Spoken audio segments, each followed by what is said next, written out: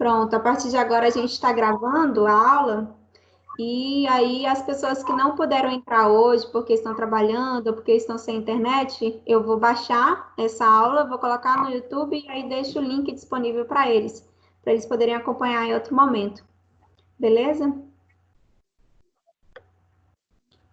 Vamos começar então as correções. Vou pegar aqui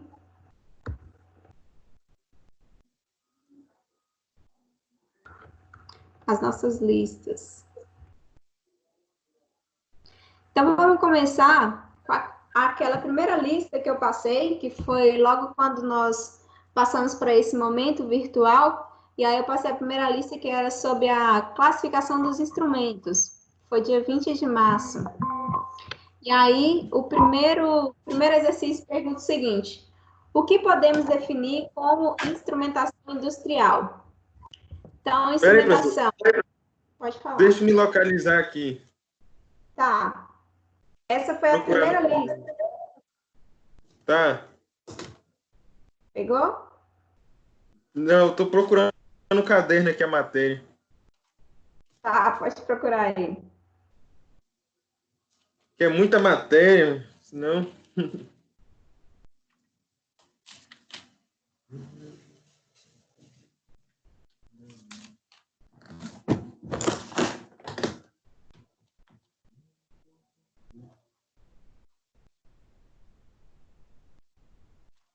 Pode ir, professora. Sim. Tá, deixa eu só responder aqui ao Douglas.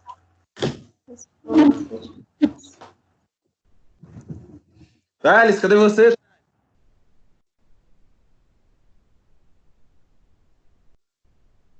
Vamos lá.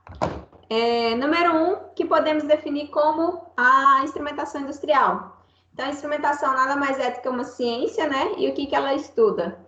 Ela desenvolve técnicas de adequação dos instrumentos que a gente utiliza, todos os instrumentos que a gente utiliza na indústria, que vão desde medição, transmissão, indicação, registro e o controle das variáveis físicas nos equipamentos que a gente utiliza em cada um desses processos. Nas indústrias que a gente chama de indústrias de processos mesmo, a instrumentação ela é muito importante na parte de sistema de controle de automação. Quando a gente faz ali aquele acompanhamento, aquela análise tanto da sala de controle com o campo em si, né? Quais são os equipamentos e os componentes que estão operando ali em campo, e aí a gente faz esse registro, a gente faz esses indicadores, a gente mostra de forma gráfica tudo que está acontecendo, de forma que a gente possa minimizar o contato do operador lá diretamente no campo e fazer com que a eficiência do processo ela seja maior e de forma cada vez mais autônoma, né? De forma cada vez mais independente. Então, essa é a ideia da instrumentação industrial.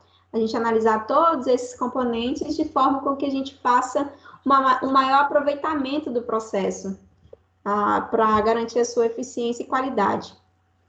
Lucas, você respondeu assim? Eu fiz, só que eu dei uma resumida um pouco, professora. Aí. Pode falar. É a ciência que estuda, desenvolve e aplica técnicas de medições para variáveis de processo. Exatamente. Você resumiu tudo que eu falei. Certinho? Certo. Certinho. Bora para o próximo. Número 2. Como é possível classificar os instrumentos? Bom, nessa mesma lista de exercício, eu já deixei o conteúdo antes, não foi? Que foi sobre a classificação dos instrumentos, onde eu falava justamente isso. Quais eram os tipos de classificação e que equipamento, que componente fazia parte de cada um. Bom, as nossas medidas aí de classificar os instrumentos, elas podem ser pela função desse equipamento que está no nosso processo, na nossa malha, pelo sinal que é transmitido ou pelo suprimento, ou seja, qual é a fonte que a gente vai trabalhar ali para dar vazão ao nosso processo. Então, se eu for falar de classificação por função, por exemplo, eu posso chegar na minha malha e identificar nela quais são os equipamentos que eu estou utilizando, tanto na sala de controle como lá no campo, e ver qual que é a função de cada um dentro da malha, né? O que está trazendo para a gente. Se for pelo sinal transmitido, a gente vai pelo sinal elétrico, né? Esse sinal, ele é digital, esse sinal é analógico? Que sinal que a gente está trabalhando no processo? A gente vai ter processo que a gente vai trabalhar os dois sinais, a gente vai ter processo que vai trabalhar só um. E classificação pelo suprimento seria esse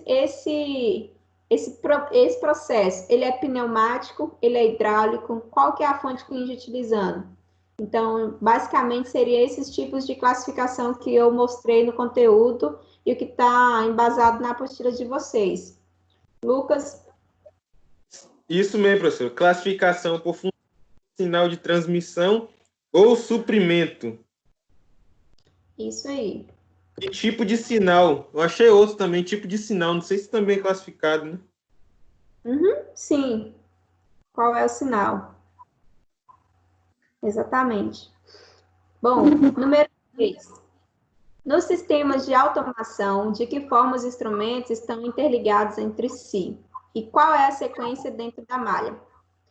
Bom, eles são interligados de acordo com a tarefa, né, que a gente vai fazer do processo em si, da malha. A malha está ali para realizar uma função característica de todo o processo. E dentro da malha, cada equipamento desenvolve uma função que vai possibilitar essa tarefa final. Então, quando eu trago essa malha mesmo aqui, que ela é uma genérica de todos os processos, ela está indicando que ali dentro a gente tem um processo, claro, tem início e fim, e dentro desse processo a gente tem um objetivo, o que esse processo vai fazer para a gente, e dentro desse objetivo nós temos os componentezinhos, os camaradas que vão nos ajudar, e cada um vai desenvolver uma função que vai ajudar o seu companheiro ali. Então, a gente pode falar que não há, assim, uma regra geral de onde, tipo assim, a gente tem que ter numa malha transmissor, tem que ter indicador, tem que ter integrador, tem que ter esses componentes que eu estou apresentando nessa malha. Todo o processo tem que ter esses equipamentos. Não, isso aí não é uma regra geral. Vai depender do processo que você está trabalhando e vai depender dos equipamentos que você tem disponível para isso e o que você precisa. Então, mediante a isso, a gente elabora cada uma dessas funções. O que você escreveu? Os instrumentos eles podem estar interligados entre si para realizar determinada tarefa de controle ou monitoramento em processo industrial. Indicador, integrador, controlador, conversor, atuador e transmissor. Isso aí. Muito bem. Belezinha? Então, beleza. Número 4.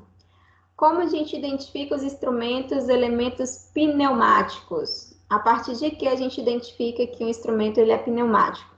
Bom, pela fonte que a gente está utilizando, que é, no caso do pneumático, a característica geral do pneumático é utilizar o gás comprimido. Ele que vai ser a nossa fonte, que vai sustentar todo o nosso processo. Então, neles é utilizado um gás comprimido para modulação do sinal, cuja pressão é alterada conforme o valor que se deseja representar. Né? O que você quer ter no processo ali? Né? Qual é a quantidade, qual a intensidade dessa pressão para ela atuar no seu processo?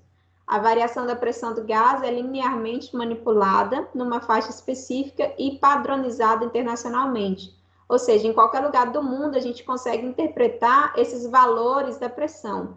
E aí a gente pode representar a variação dessa grandeza física ou desse sinal, desde que seu limite inferior até o seu limite superior. Porque se está estipulado um padrão universal, a gente consegue trabalhar e interpretar isso aí em qualquer lugar que a gente for.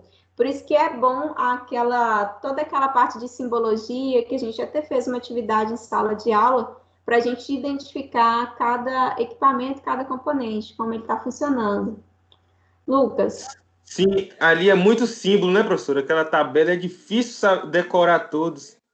Eu acho que assim, quando você passa a trabalhar diariamente com aquilo ali, aí vira uma rotina. Aí, se você já bateu o olho, você já identifica o que é, né? Como os meninos que já trabalham na área, eles já conseguem, já tem essa Sim, percepção um pouco mais aguçada. Nós que não sim, trabalhamos sim. diretamente nisso e diariamente com isso, a gente tem uma maior dificuldade. Mas isso aí é fácil. Quando você for para a área, você vai perceber que isso aí vai virar uma rotina para você. Mas a principal identificação do instrumento pneumático é a sua fonte que é utilizada, que é o gás comprimido. Vou falar aqui a resposta. Vai lá. A pneumática é também definida como a ciência que utiliza o ar comprimido e nitrogênio para atuar em dispositivos que irão gerar movimentos alternativos, movimentos de vai e vem, rotativos e combinados. Isso aí. Você resumiu Beleza? bastante. Beleza. E agora, no caso do hidráulico. O hidráulico vai funcionar da mesma forma, porém, agora a nossa fonte que nós vamos utilizar é óleo. Agora já não é mais o ar comprimido. Então, a variação da pressão que é exercida em óleos hidráulicos para transmissão do sinal ou potência. E ele é especialmente utilizado em aplicações onde o torque elevado, uma força maior, é precisa, né? Ou quando o processo envolve pressões elevadas. Então, a gente já está trabalhando agora, quando a gente parte para hidráulicos, com sistemas e processos um pouco mais robustos, que a gente precisa de uma força maior, de uma precisão maior também, considerando essas forças. Lucas? Vou dizer a minha aqui. O tipo hidráulico utiliza a variação de pressão exercida em óleos hidráulicos para transmissão de sinal. É utilizado em aplicações onde o torque elevado é necessário ou quando o processo envolve pressões elevadas. Isso aí. Então, dessas duas últimas perguntas, o que a gente pode tirar é isso. Para você identificar um sistema com processo pneumático, você vai notar que o que a gente está utilizando é o gás, o ar comprimido. E aí, quando a gente está utilizando o hidráulico, a gente vai utilizar óleo. Então, essa é a principal diferença entre o pneumático e o hidráulico. O pneumático a gente usa o ar e o hidráulico a gente usa fluidos, né? Que a maioria deles são óleos hidráulicos. Ou Beleza? seja, Essa é um precisa de um torque menos elevado, o outro precisa de um torque mais elevado, né, professor? Exatamente. O pneumático, ele trabalha aí em processos mais leves, vamos dizer assim, né? Que a gente precisa de uma precisão ali no sistema, mas a gente não precisa de força. Aí, quando a gente vai trabalhar para o hidráulico, a gente já pensa em algo mais incorporado no sentido de força. Correto. Beleza. Vamos para a próxima, número 6. Quais são as principais diferenças entre o sinal elétrico analógico e o digital? Bom, para isso daqui, vou ter que descompartilhar aqui, que eu fiz o desenho no meu quadrozinho, que eu não vou deixar minha lousa, que eu comprei até uma lousazinha para poder fazer as aulas, a parte que trabalha beleza. Eu não posso ficar sem meus desenhos, né, Lucas? Não dá. Aqui, lembra da gente trabalhando sinal, acho que foi na primeira ou segunda aula que a gente fez presencial, da diferença de sinal. Né? Quando a gente tem o sinal analógico, a gente está fazendo uma modulação aqui senoidal.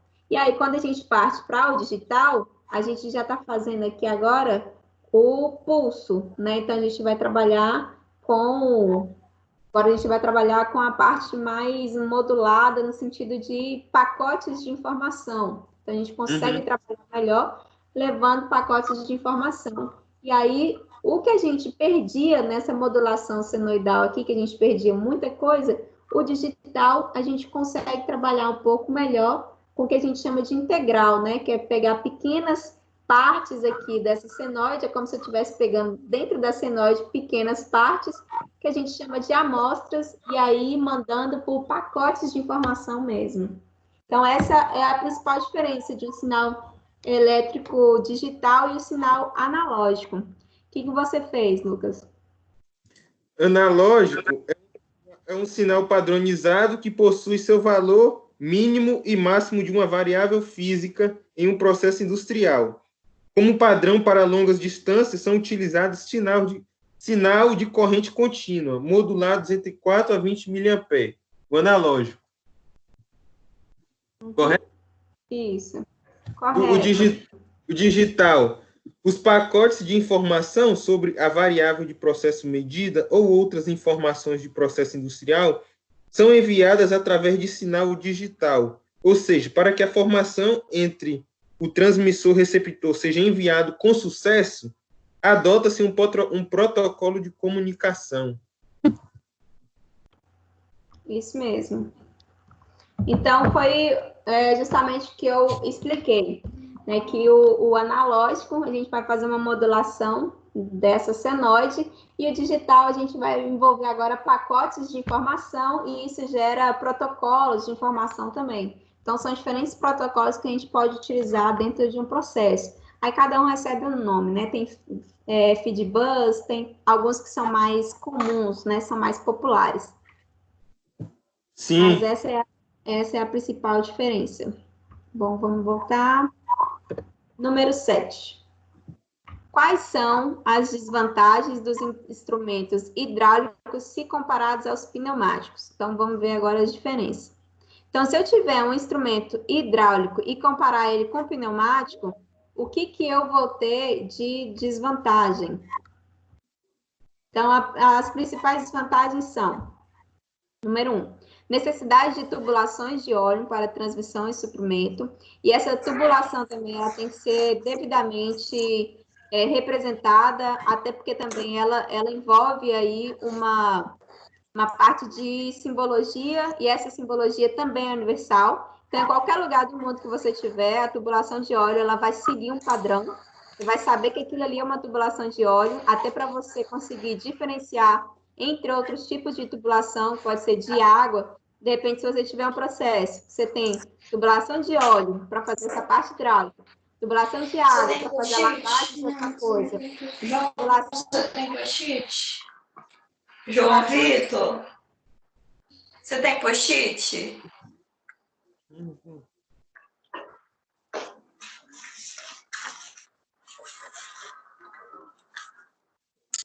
Com certeza. Ei, João, boa noite.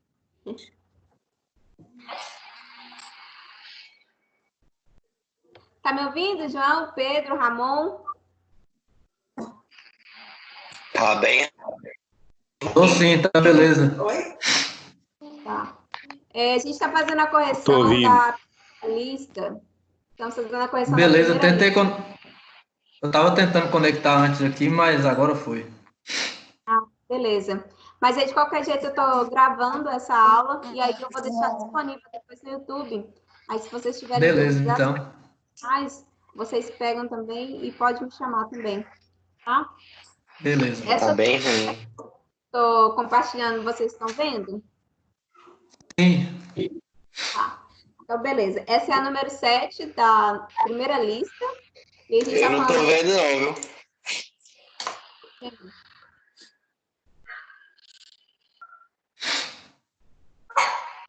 Quem é que não está vendo? João Vitor. Não, você está vendo o computador ou do celular? Computador. Deixa eu parar e compartilhar de novo.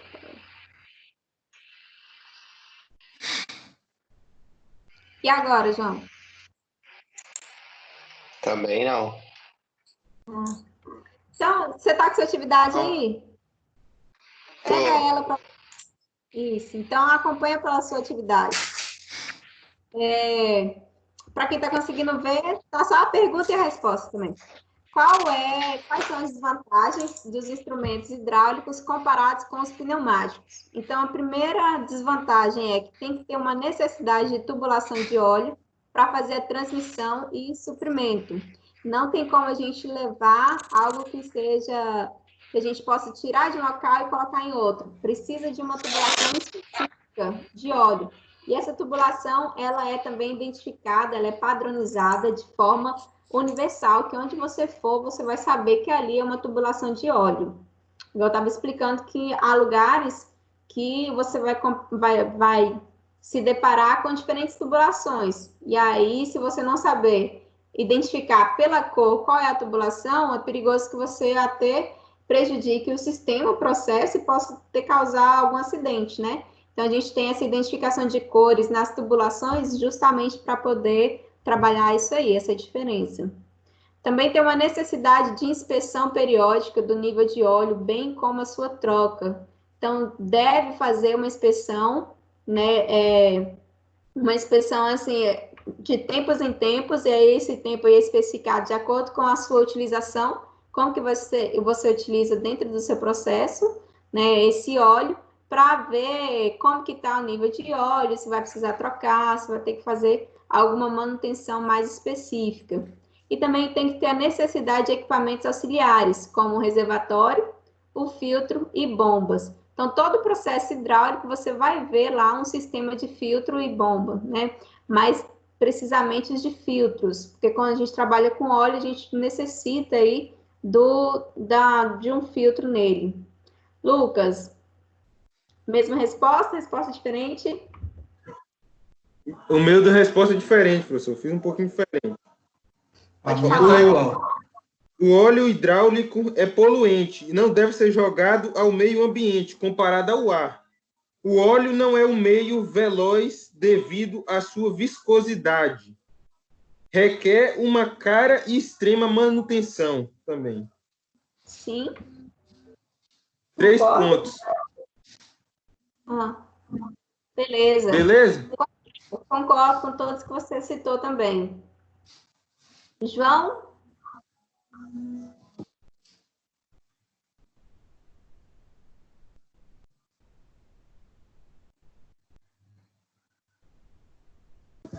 João, por favor. João, Pedro, Ramon, se quiserem falar A minha também, tá igual da correção aí. tá igual. Tá. Beleza. Então, vamos seguir. Número 8. É a mesma pergunta, só que agora a gente está... pergunta não, agora é a vantagem do elétrico digital se a gente comparado com o analógico. Então, se eu tenho um processo que agora ele é digital, qual é a vantagem em cima disso se eu for comparar com o processo que trabalha o sinal analógico? Então, vamos lá. Estou citando aqui algumas das vantagens, a gente tem muitas outras, tanto que se vocês falarem para mim algumas características diferentes também, eu vou aceitar como eu aceitei em alguns trabalhos. Então, podem se utilizar distintos meios. Então, a gente pode utilizar como meio condutor aí, cabo elétrico, fibra ótica, até mesmo o Wi-Fi, né, a internet, para fazer a transmissão desses dados. Tem também imune a ruídos externos, né? Há uma proteção maior para que esse meio, que esses pacotes de informações, eles cheguem ao destino de forma intacta. Até porque se você perder ao meio do caminho, é como se você perdesse todo o sinal. Igual quando a gente está assistindo televisão, e aí fica lá sinal fraco ou inexistente, aí já cai, né? Não fica como antigamente, quando a gente tinha o sinal analógico, que era aquelas faíscas, né, que vinha uma parte da transmissão. Quando ele é digital, se você perder uma parte disso aí, você já não consegue ter nada daquele sinal. E permite uma ampla gama de funções de configurações, diagnósticos de falha e ajuste remoto nos instrumentos. Ou seja, se a gente está trabalhando com equipamento no campo, a gente consegue fazer de forma remota, ter acesso a esse equipamento e fazer alguma calibragem, alguma manutenção, alguma correção de falha, ajustar de forma remota. Vocês, meninos? Lucas? Meu tá certo esse aí. Tá. Alguém fez diferente? primeiro ponto. O meu primeiro ponto, só. Não necessita de ligação ponto a ponto por instrumentos. Segundo, pode utilizar fibra ótica para transmitir dados a quilômetros de distância. Terceiro ponto, as chegam muito rápido no receptor. Boa. Boas vantagens também. Isso aí. Número 9. Como funciona o instrumento transdutor? Então, o transdutor, que a gente pode chamar ele também de detector, né? Ele vai fazer uma detecção de uma condição dentro do processo.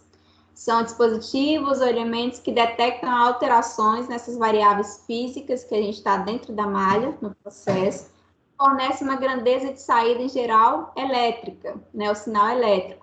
O elemento do transdutor, ou elemento primário, entra em contato direto com a variável física a ser medida e é denominado sensor. Quando esse elemento é responsável pela detecção de determinada condição no processo, também pode ser o detector.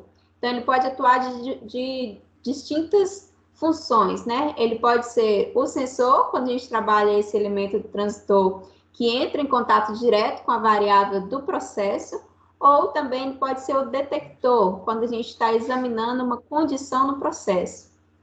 Vocês? Meu foi parecido também, professor. Tem a função de detectar alterações nas variáveis de processo, fornece uma grandeza de saída, que em geral é elétrica. O elemento transdutor, quando entra em contato direto com a variável de processo a ser medida, é um sensor. Isso. Pedro, Ramon, João? O meu tá meio diferente, mas tá com o mesmo, tá A com o mesma mesmo ideia? sentido. Tá, beleza. Vamos para a última questão dessa primeira lista, que é o transmissor. O que é o transmissor? Ele é um instrumento que, assim como o nome já diz, né, ele converte os sinais do transitor, desse que a gente falou anteriormente, geralmente que são os sinais elétricos de baixa potência, em outra forma de sinal, que dentro do processo pode ser analógico ou digital, dependendo do que a gente está utilizando na malha, e capaz de ser enviada à distância para um instrumento receptor, que é normalmente localizado longe do ponto de medição. Então, aqui agora a gente está falando de um equipamento que auxilia muito quando a gente tem os processos, a sala de controle no lugar e o campo ali, né, onde a gente está trabalhando é longe daquela sala de controle, né? Então, a gente tem distintos pontos agora a ser examinados, então a gente precisa fazer essa medição, esse monitoramento, e aí o transmissor é quem vai fazer essa linguagem, né? Vai converter os sinais desse equipamento que a gente está utilizando ali, que pode ser tanto um sensor como um detector, e aí ele capta esse sinal e aí ele emite esse sinal para a gente na sala de controle. Meninos? O meu conferiu com essa aí. Tem a função de converter o sinal do detector em outra forma capaz de ser enviado à distância por um instrumento receptor. Isso aí. Beleza. Assim a gente encerra a primeira lista. Agora a gente vai para a segunda lista, que é sobre temperatura. Bom, essa lista 2, ela tá tranquila, né? Porque foi só uma pesquisa que eu pedi para vocês fazerem. A gente tem visto, principalmente quando eu lancei essa lista, foi no final de março, e nos aeroportos, nos locais de grande aglomeração e entrada e saída de pessoas, eles estavam utilizando aquele equipamento na testa das pessoas para medir a temperatura. E aí, de acordo com aquela medição ali, eles poderiam identificar as pessoas que possivelmente poderiam estar infectadas ou não, a partir da medição da temperatura. E aí eu pedi para vocês falarem um pouco sobre isso. Tanto aquele equipamento, como é utilizado o sistema de temperatura dentro do ambiente industrial. Eu peguei aqui alguns vídeos que falam de diferentes equipamentos que a gente pode utilizar, tanto para fazer a medição, como para a gente poder trabalhar na... Fala. Esse equipamento na imagem é o pirômetro mesmo? O pirômetro, na verdade, ele é utilizado no setor industrial. Tanto que até no laboratório a gente tem o pirômetro. E aquele ali a gente chama de medidor Qual de instrumento é aquele que está na imagem? Oi? Eu coloquei termômetro digital e infravermelho. Isso aí.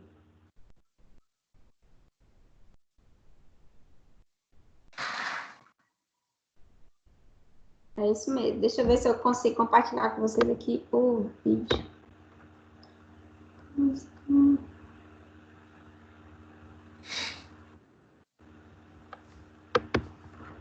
Deixa eu pegar. Vou pegar aqui um vídeo que explica. Vocês pesquisaram, né? Vocês viram por que que utiliza na testa?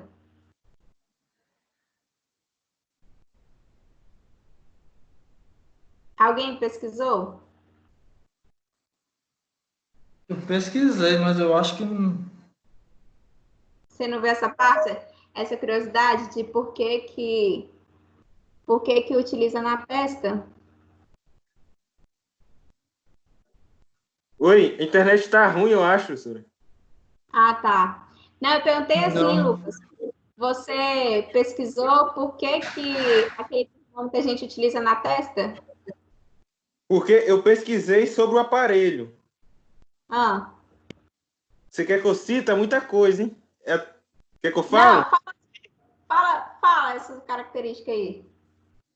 Ó, o pirômetro apresentado na imagem é o pirômetro óptico. É um aparelho que mede a temperatura do objeto sem a necessidade de tocar no corpo. Essa medição é realizada através de radiação.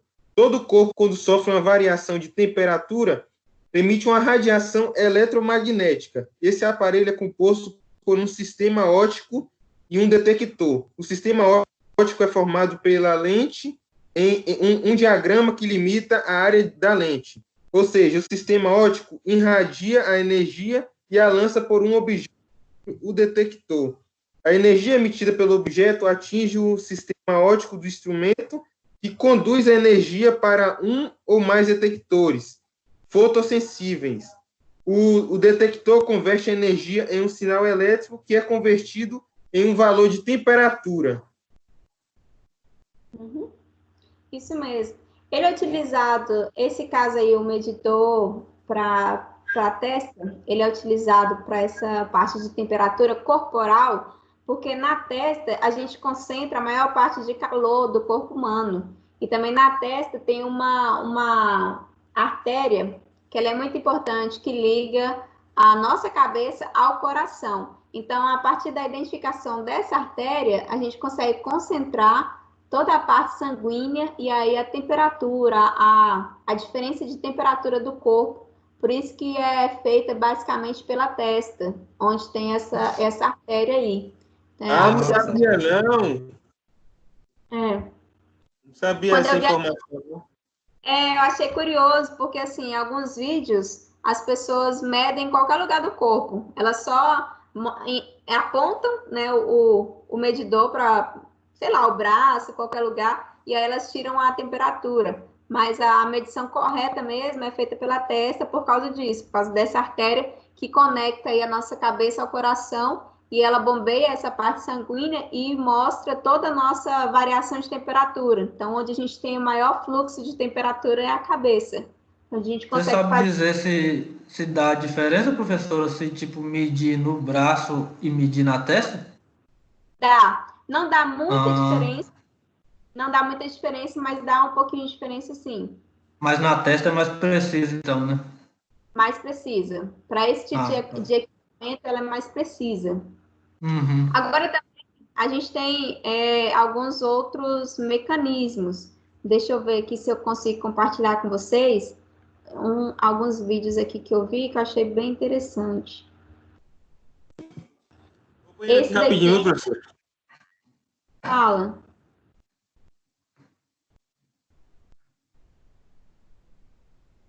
Acho que ele saiu. Essas câmaras termográficas.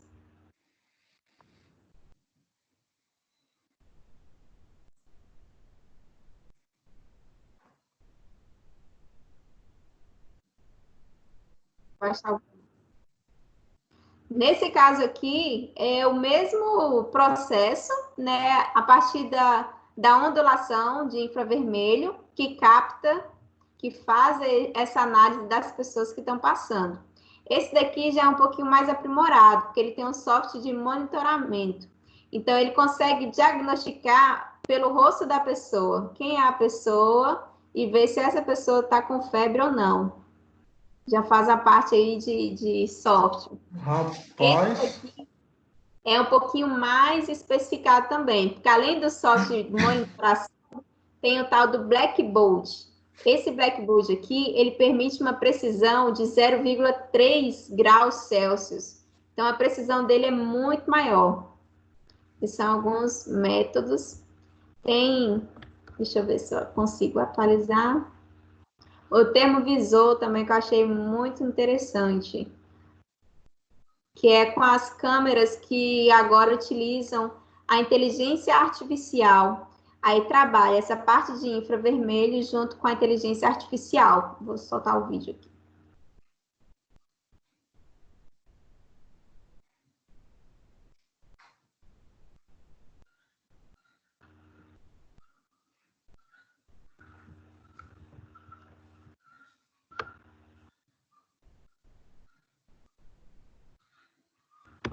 Internet que tá ruim.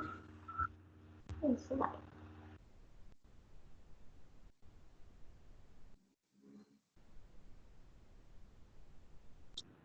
Ah, meu amigo, nesse período agora, todo mundo usando a internet.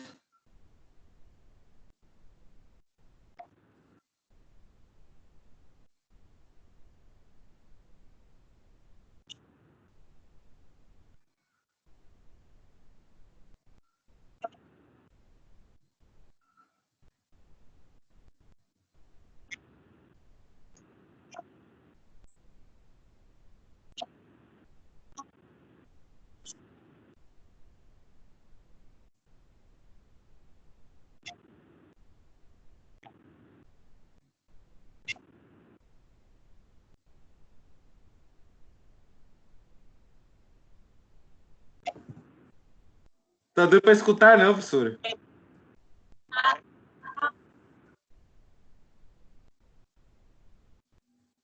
Aqui tá falando assim, que esse aparelho aqui é um termovisor. Ele atua com câmeras que são inteligentes a ponto de converter esse sinal de infravermelho e diagnosticar se a pessoa está com febre ou não. Qual é o grau que essa pessoa está de febre ou não. Eu achei muito interessante porque trabalha com a inteligência artificial. Então, consegue ter uma precisão muito maior a partir disso. Achei Como legal. é que é o nome do vídeo aí, professor? Tá no YouTube? Termovisor. Ah, Tá tá. no olhar. No YouTube tem, não tem? Pode colocar assim, termovisor, olhar digital.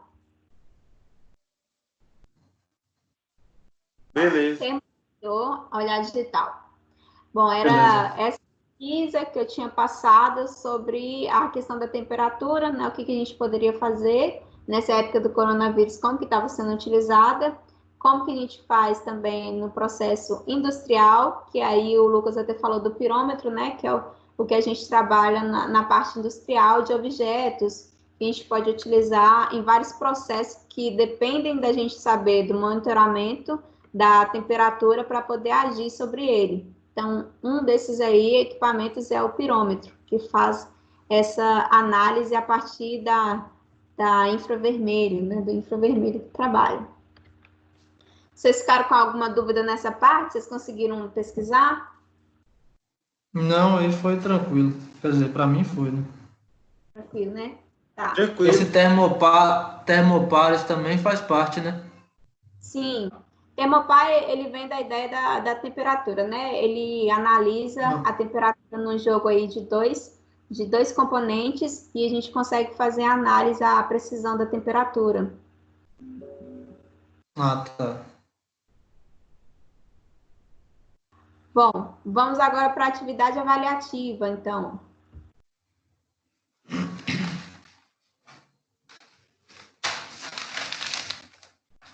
A atividade avaliativa era bem fácil, porque é só uma releitura da atividade que nós fizemos. Tanto que número 1, número 2, era o que a gente já respondeu na atividade, na primeira lista. O número 1. Sobre a classificação dos instrumentos industriais, destaque como são feitas as classificações e quais são os tipos que fazem parte de cada uma. Então, como eu respondi na primeira lista, que tipo de classificação nós podemos encontrar dos instrumentos? Vocês estão vendo a atividade aqui? Estão, né? Você tá compartilhando tela, professora? Ah, vou compartilhar agora, esqueci. Agora sim. Ah, tá. Tá. Então, número 1, sobre a classificação dos instrumentos industriais. Classificações e quais são os tipos. Bom, no início a gente estava falando sobre isso, né? Os meninos não tinham chegado ainda, estava só o Lucas. E a gente pode fazer a classificação tanto por função, sinal ou suprimento. Pela função, a gente consegue denominar os instrumentos e os dispositivos que a gente está utilizando dentro das malhas, dentro de cada processo. Então, a partir desse componente, a partir desse equipamento, a gente identifica a sua função dentro da malha e aí, com isso, a gente consegue classificar. Uma outra classificação que a gente pode fazer também é do sinal. Qual é o sinal que está sendo transmitido no equipamento? Ele é analógico, ele é digital, ele é o sinal elétrico, que tipo de sinal a gente está trabalhando no processo. E, por fim, o tipo de suprimento. Esse suprimento, né, é o que vai fazer, que vai ser a nossa força de trabalho no processo. Ele é pneumático, ele é hidráulico ou ele é elétrico. A gente também pode trabalhar com esses 3 tipos. Então, é pneumático, a gente vai trabalhar com ar, é hidráulico, a gente vai trabalhar com fluido, é elétrico, a gente vai trabalhar com sinal elétrico. Então, de que forma que a gente pode trabalhar? Então, a gente tem esses 3 tipos de classificação, e a partir dessa classificação, a gente determina a função de cada um dentro da malha. E a malha nada mais é do que aquele processo ali que determina, que desenha, que modula o nosso processo, nosso objetivo final. Número 2 era justamente isso, vocês pegarem uma malha e identificar nela qual é o funcionamento de cada componente.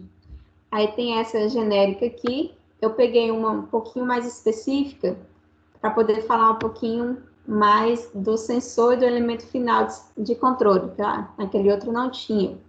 Bom, aqui a gente tem uma malha, a gente tem um sensor, um transmissor, e aí tem indicador, integrador, controlador, vai para o transdutor, que alimenta o atuador, e ele, por vez, ele vai regular aqui o nosso elemento.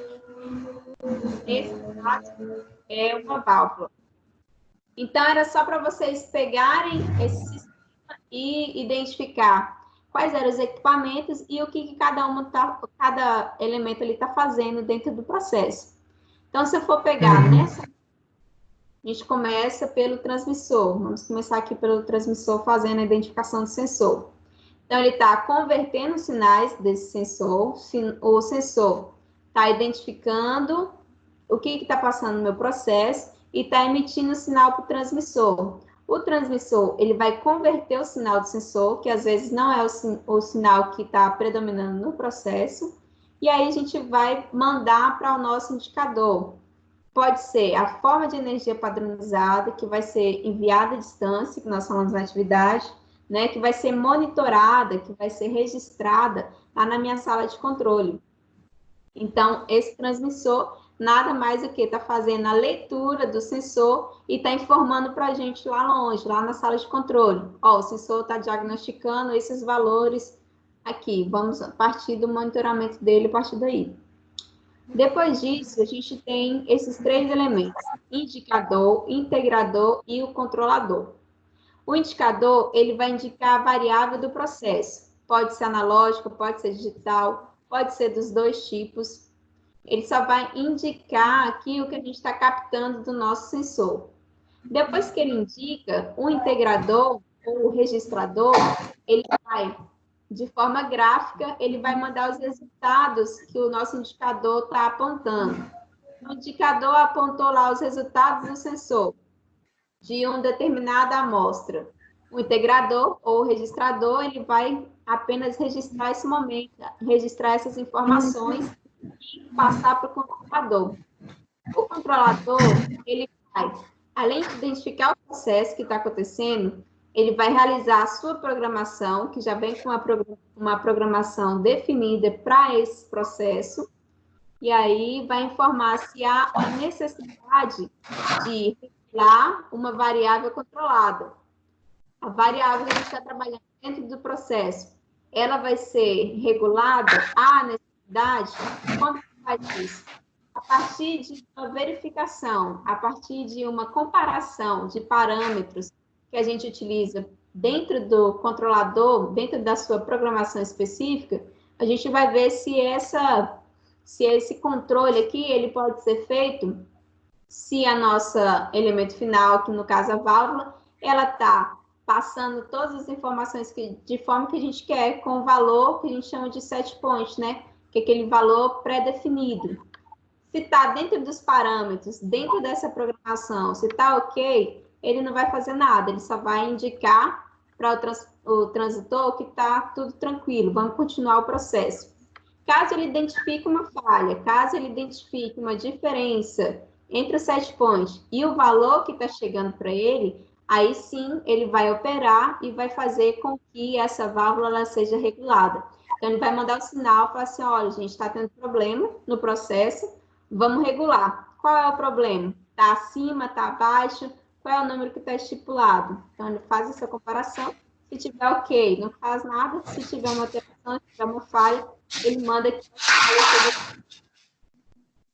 o transitor, ele converte esse sinal aqui padrão num sinal de uma outra natureza. Por exemplo, ele recebe em corrente e transforma em pressão. Né? Nesse caso, ele recebe corrente, transforma em pressão, e aí ele manda para o atuador. O atuador, por sua vez, vai operar diretamente no nosso elemento final, que é a válvula.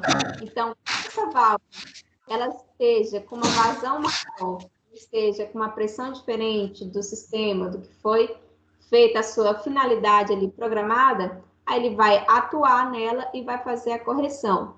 E aí volta o sistema a funcionar da mesma forma.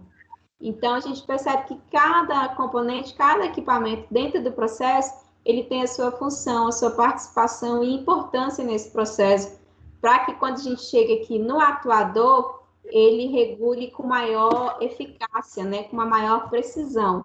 Isso só é possível graças à inovação da instrumentação, e eu vou puxar a sardinha para a automação, né, que a automação ela fez com que todos os processos pudessem ser mais eficazes e com uma maior eficiência, com a maior qualidade e com maior precisão. Vocês fizeram mais ou menos assim?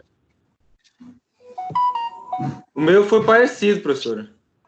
O processo foi parecido. Você explicou como é que funciona cada equipamento. E o número 3 e o número 4, eu pedi o seguinte: dentro do ambiente industrial, vocês me falassem o funcionamento de um sistema que tinha elementos pneumáticos e um sistema hidráulico. E aí eu peguei aqui, dentro do industrial, eu peguei 2 exemplos. O primeiro aqui é uma distribuição do ar comprimido. Então, todo o sistema de tubulação do ar comprimido, para a gente poder fazer uma aplicação com ele. Poderia ser uma pintura, poderia ser outras funções com ele a partir do compressor. Então, o compressor, ele libera aqui o ar comprimido, a nossa distribuição, a nossa tubulação vai levar para o setor que a gente quer, para a sala, para o sistema, e o sistema vai operar para fazer a aplicação que a gente quer realizar. Do hidráulico, eu peguei uma lubrificação industrial. Pode falar o meu, professor? Depois? Pode. Um processo de lubrificação de um componente, e aí foi todo feito aqui a partir da hidráulica. Pode falar, Lucas, quais foram os seus? O do elemento pneumático. O sistema, eu escolhi um sistema de caminhão, pode ser? Você escolheu o quê? Não entendi.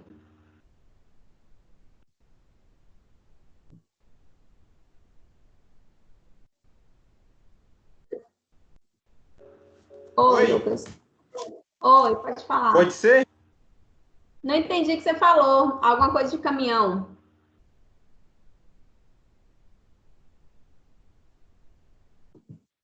A net tá ruim. Isso, voltou agora. Fala de novo. Deixa os meninos falar o deles aí, que eu vou. Eu acho que eu copiei outro aqui.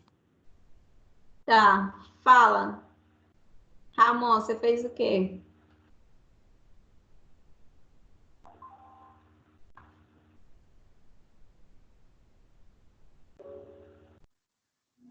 Essa é qual questão? Número 3 e 4 da avaliação.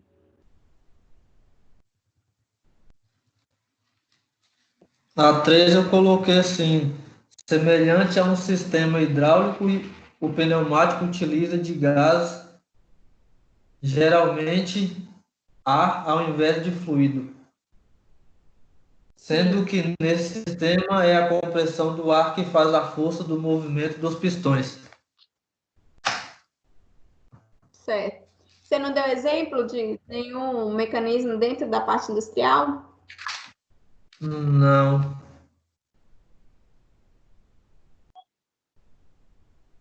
Tá. Lucas, Pedro.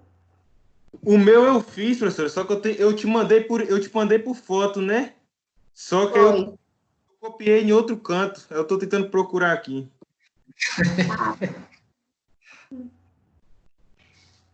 Deixa eu ver Eu se tô eu na acho o rua. seu. Beleza. Você está assistindo a aula no bar, Pedro? Oi? Tá Ah, estão assistindo a... ouvindo? Não, eu tô na rua, tô saindo do serviço agora, pô. Tava agarrado aqui na manutenção. Sei que Tô você só tava observando a tomando aula um e mesmo. assistindo a aula, pô. Meu sonho. Meu sonho era ficar. Não Mas já consegui já eu chego baixar em aqui. casa e pego o caderno. Muito. Mas eu vi os seus, Lucas, estava certo, que você usou exemplos dentro da indústria. Eu falei que poderia ser automobilística. Achei. Fala. Nos elementos pneumáticos. Um dos exemplos de aplicação da pneumática nas indústrias é no alinhamento dimensional dos materiais em placas, em especial os painéis de fixação automáticos. No caso das máquinas de corte de painel nas indústrias de móveis, os painéis devem ser precisamente alinhados para obter um corte preciso. Uma painéis são necessários em diferentes tamanhos, por isso existem cilindros pneumáticos no sistema de aplicar força sobre os painéis de móveis, cortado o tamanho correto. Em móveis, guarda-roupa, estante, então utiliza esse tipo de cilindro pneumático, né, que precisa de um corte bem preciso. Esse foi um exemplo. Pneumático. Boa. Vou falar do hidráulico. Tá. Um dos sistemas de aplicação do sistema hidráulico é na cunhagem de moedas. A prensa hidráulica é um equipamento capaz de prensar ou comprimir determinado material. Neste caso, na hora de gravar um desenho na moeda, ele funciona por meio de uma pressão causada por um fluido, geralmente óleo, dentro de um sistema fechado que transmite para o êmbolo uma pressão, que, por sua vez, imprensará a moeda a uma grande tonelada de força que deixará o desenho gravado na moeda. Boa. Gostei. Certo? Sim. Certo. Certíssimo. Muito bem. Era basicamente essa atividade avaliativa mesmo. Falar um pouco da classificação, né, dos instrumentos e mostrar dentro da área industrial onde que a gente pode identificar os elementos pneumáticos e a utilização dos elementos hidráulicos também. Tá certinho.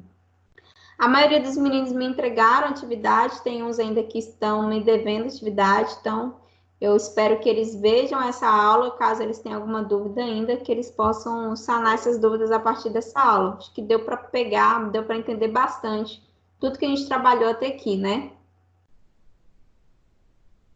Beleza, só deu. Aí, agora vai ficar para vocês a da semana que vem. E aí, semana que vem, eu preciso que vocês me respondam lá depois no grupo que dia que vocês preferem que a gente tenha aula. Porque Aquele dia que a gente ia ter aula no feriado, a coordenação não permitiu, porém, na semana passada, que a gente teve feriado segunda e terça, eles liberaram, porque foi um pedido dos alunos. Então, se vocês quiserem ter a aula na sexta, que é dia 1º de maio, que é feriado, a gente tem. Se vocês quiserem marcar para quarta ou para quinta, eu também estou disponível, quarta e quinta. Então, se vocês quiserem marcar um desses dias, a gente já marca a próxima aula. Bom, professora, Vou marcar para quarta e quinta. Professor, na quinta-feira é aula do professor Danilo, e ele está dando live também. Eu acho que na quinta-feira não tem como, não. Mas quem é só um horário, pô. Danilo usa de 7. A gente fez ontem o quê? Foi de 7 até umas 8h30, mais ou menos. É o horário da aula. É só um dele. horário. E depois, 8h30, vocês têm aula de quem? Pois é, aí depois pode ser de você, a sua. Ah, tá. Então, beleza. Quer dizer, tem que ver com a galera, né? Eu vou sugerir no grupo se pode ser na quinta, 8h30. 9 horas, depois das 8h30, quer dizer. 9 horas, depois do intervalo. Tá bom, Depois 9 do horas. intervalo, professor. 9 horas. Sim, repete aí, que minha internet caiu aqui. Repete aí, professor. Vocês têm que ir lá embaixo fazer um lanche e voltar do intervalo. Tá falando aqui, Lucas? Quinta-feira, depois do intervalo. De 9 horas em diante, então? Isso. Tá Na bom, verdade, tá bom.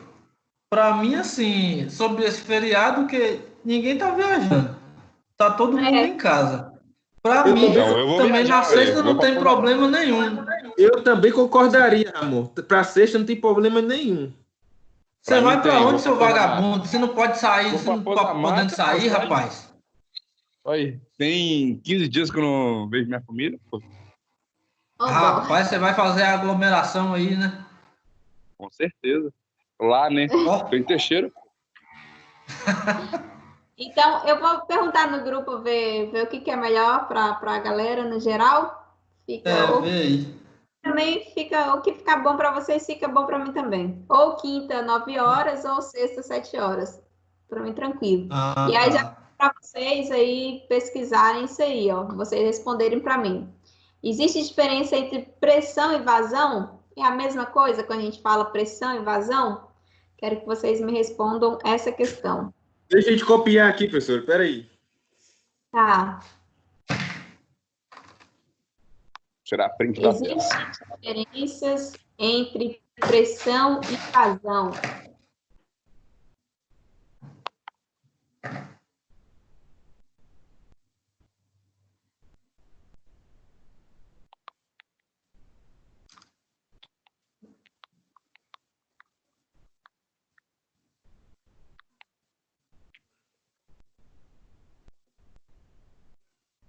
Beleza.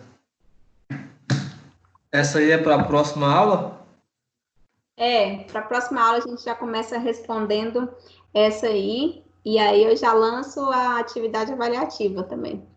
Ah, tá. Mas isso aí você quer que te envie ou só para a gente debater na aula, assim?